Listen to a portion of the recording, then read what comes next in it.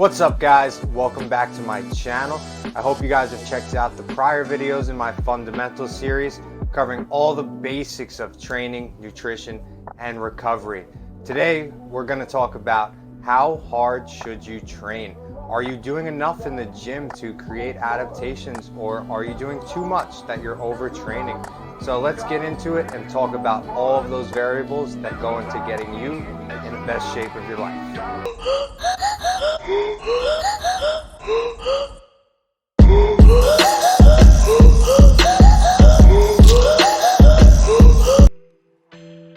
First, let's talk about people who typically overtrain. So what does this mean? You're feeling completely depleted after you train. You should leave the gym feeling fatigued, but not to the point where we're feeling lazy or have lack of motivation to go on with the rest of our day. You shouldn't go home and have to lay on the couch and feel completely wiped out like you can't do anything. So when we're training, we want to keep this in mind. We don't want to do too much because we can't actually create adaptations if we're going so far below our maintenance. So the way the body works is first you're going to go into a dip before you recover, and you're actually going to be weaker for the next day, and your muscles are going to be all broken down. So after we recover, we want to be able to get above that line called supercompensation and create new adaptations in our muscle cells to get us stronger and build muscle.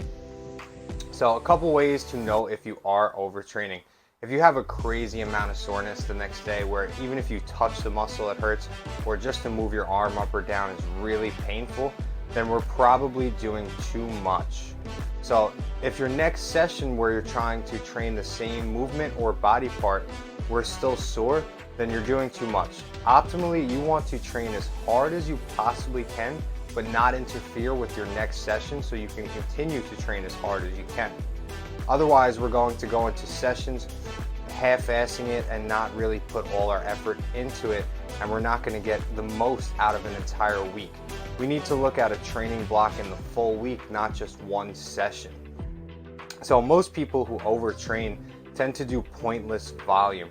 If you're able to do 6-7 sets of an exercise, you probably didn't push your first 3 or 4 sets close enough till failure to actually stimulate muscle breakdown that we're gonna actually have a purpose behind that volume to build muscle. I'd rather you push 3 hard sets than do 6 sets that you didn't really get close till failure. So talking about failure, how many reps should we doing in a set? How should we feel after a set? So if you're someone who's overtraining, most of your sets are in that 9 to 10 RPE range. What that means is rate of perceived exertion. If I told you to keep going on an exercise, this means you probably couldn't have got another rep. So we're training so close till failure that we're not going to be able to recover optimally. Our body can only handle so much stress to actually build from it rather than injure ourselves and just break down our muscle too far that we can't recover. So how we're going to fix overtraining? Start tracking your RPEs of all your working sets. This way at the end of the day you can see, oh, these sets were all around 10. I'm probably going a little bit too hard that I'm not recovering. Track how you feel on a daily basis. If the next day you're really fatigued still, then you may have done too much. So you want to structure your training in a way that our sessions don't overlap. So if we squat on Monday, we're not going to squat on Tuesday because we're still sore. We can't push those sets. There's just no way. Another way that we can fix this is seeking out a coach or some kind of training program. They can help you optimize your entire week schedule rather than a day. A lot of people just write out their workouts before they go in the gym, but they don't really look back on things. If we're not looking back on how our progress is and seeing that our weights are increasing in the gym and that we're feeling stronger, you should track your weights, how you feel, and anything else that you want to note down while you're training. So it's really good to keep some kind of a journal or notes in your phone. So let's get on to the second part of this video about how hard you should train.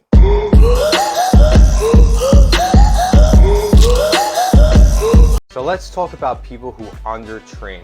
This is many people who just go to the gym rather than actually going there to train. Most of these people don't walk in with a plan, hop on a couple different machines, sit on their phone a little bit, have a couple chats with different people. They're not really into the gym, but they say they go to the gym. So most of their sets are not going to be considered effective volume.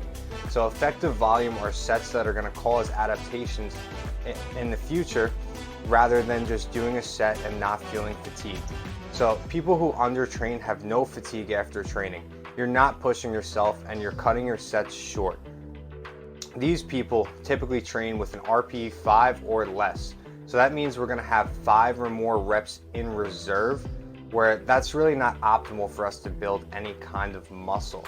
So you can maintain with undertraining to a certain point, but we're probably not going to build any kind of muscle. Again, the main thing with structuring our training is we want to do the maximum recoverable volume or the minimum effective volume. So maximum recoverable volume is how much we can do in one session and recover from it and not interfere with our next session. Our minimum effective volume is what we need to do to maintain our muscle mass in order not to lose our gains. So how we could fix this is setting some goals. If you set some goals, like you want to lift a certain weight, you want to feel a certain way, you want to look a certain way, you're much more likely to push yourself a little bit harder in the gym. You also have to hold yourself accountable. If you're not capable of holding yourself accountable, I suggest you follow a program, join group training, or seek out a coach. So let's talk about how to get that optimal training volume and intensity.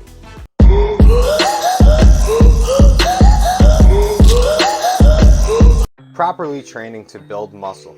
How should you feel when you leave the gym? So you should feel some kind of fatigue, but not completely depleted. What does that mean? You should be able to walk out of the gym feeling good, like your blood's flowing. You shouldn't be crawling out of the gym after a heavy leg day or a squat day, something like that. We want you to feel good, that the rest of your day you're not overtired and you're motivated to actually do whatever else you have going on that day. So the main thing with training properly is ensuring you're recovered for your next training session. Like I mentioned before, if you can't push every session, then there's virtually no point in doing them other than just to maintain. Most sets, when we're properly training, should be in about the 7 to 9 RPE, with some exceptions depending on your training style. So what this means is we have 1 to 3 reps in reserve on every set. So if I asked you, how many more reps could you have done? You should tell me anywhere from 1 to 3 reps. If we're undershooting and we probably had 6 or 7 reps left, we're not forcing our muscles to adapt. If we're overshooting, we're not going to be able to compensate and recover optimally to actually grow and build muscle. So our body is made to adapt. If we're going too far below our baseline, then it's not going to be able to adapt fully above that baseline in order for us to build muscle and get stronger. If we're going way too close to that baseline during training and only stimulating it a little bit, the body doesn't see a reason to adapt to get stronger or build muscle because it's not necessary. The same way, if we stop training for a long period of time, we lose our muscle mass because the body no longer sees it necessary for us to carry around all this extra muscle. At the end of the day, you have to force your body to build muscle because it wants to maintain homeostasis. So if it doesn't see a reason for us to have all this extra muscle mass because we're not using it, then we're gonna lose it. So you should be moderately sore the next day, maybe 2 days, but if you're pushing 3 days, you're probably doing too much still. And mainly, again, you have so many other things going on in your day. You don't want to feel crippled or depleted and not have any motivation. Same thing, when you wake up, if you're not motivated to get your training in, it's usually a sign of overtraining. So in order to facilitate proper training, same thing, we need to follow a program or seek out a coach. These are just the best ways to hold yourself accountable and just understand that you have to trust the process. It's not a quick process.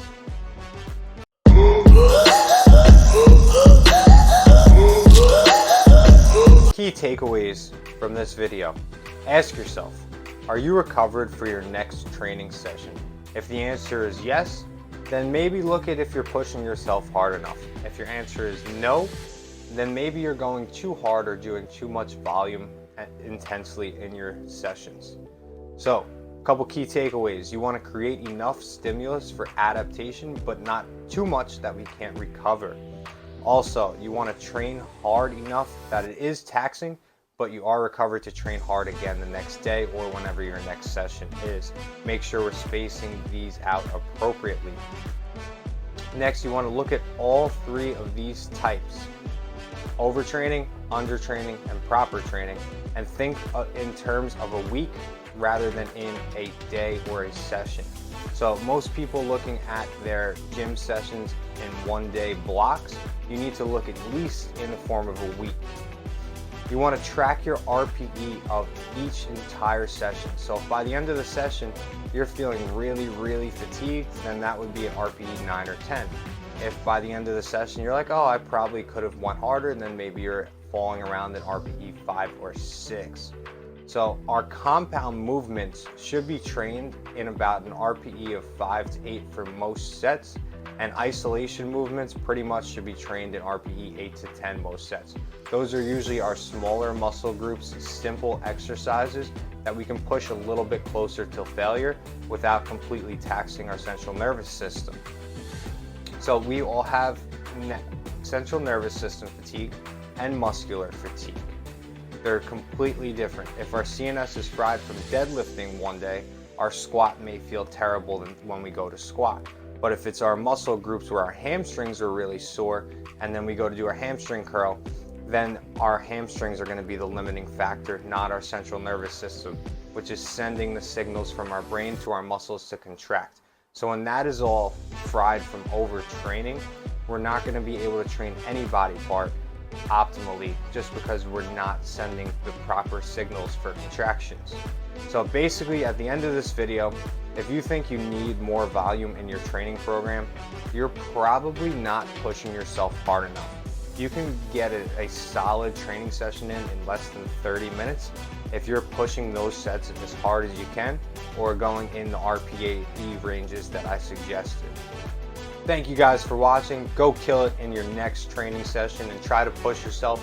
See what kind of person you are, whether you overtrain, undertrain, or if you think you're doing the right amount. If you have any questions on any of this, you want me to take a look at your program, please just send me a message, comment down below. As always, if you enjoyed the video, please like and subscribe. I would love to do a question and answer video from you guys, so please ask me your questions. See you guys next week.